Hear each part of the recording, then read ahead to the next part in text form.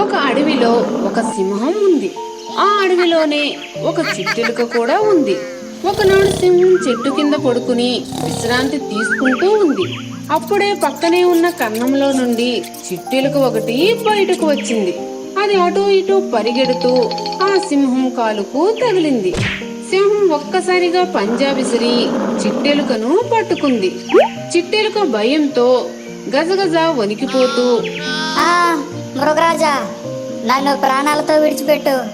ఎప్పుడో ఒకప్పుడు నీకు ఉపకారం చేస్తాను అన్నది దీనంగా బతిమిలాడుతూ. చిట్టెలుక మాటలకు సింహం పెద్దగా నవ్వింది. ఏమన్నావు? నీవు నాకు సహాయం చేస్తావా? ఈ అడవికి రాజును నేనెక్కడా?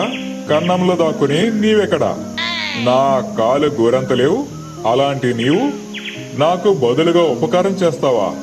ఎంత విచిత్రం! సరేలే, నిన్ను చూస్తే జాలిస్తోంది, పో అని సింహం పెద్దగా నవ్వుతూ చిట్టెలుకను వదిలిపెట్టేసింది. ఆ బ్రతికేనరా దేవుడోయ్ అని చిట్టెలుక అక్కడి నుండి పారిపోయింది.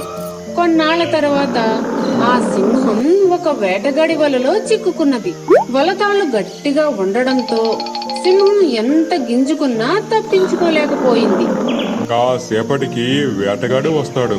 నన్ను బంధించి బోనులో పెడతాడో లేక ప్రాణమే తీస్తాడో అని సింహం బాధపడసాగింది.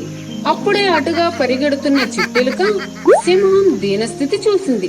అయ్యో పాపం, మృగరాజు చాలా కష్టంలో ఉన్నాడు, ఎలాగైనా కాపాడాలి అనుకుని వేగంగా అక్కడికి వచ్చి వలతాళ్లను తన వాడైన దంతాలతో గబగబా కొరకసాగింది. అది చూసి సింహం మొదట ఆశ్చర్యపోయింది, తరువాత సంతోషించింది కూడా. ఎలుక వలతాళ్లు కొరకడంతో సింహం వల నుండి బయటపడింది. చిట్టెలుక ముఖం చూడడానికి కూడా సింహానికి సిగ్గనిపించింది. మిత్రమా, ఒకనాడు నేను నిన్ను నా కాలిగోటితో సమానమని అవమానించాను, ఈసడించుకున్నాను. కాని ఈ రోజు నీవే నా ప్రాణం కాపాడావు. నన్ను క్షమించు అన్నది సింహం. ఆనాటి నుండి సింహం చిట్టెలుక స్నేహంగా జీవించసాగాయి. ఈ కథలో నీతేమిటంటే, ఎంత చిన్నవారినైనా కించపరిచి మాట్లాడకూడదు. ప్రతి ఒక్కరిని గౌరవించాలి. ఏమో, ఎవరి అవసరం ఎవరికి ఎప్పుడు పడుతుందో చెప్పలేం కదా.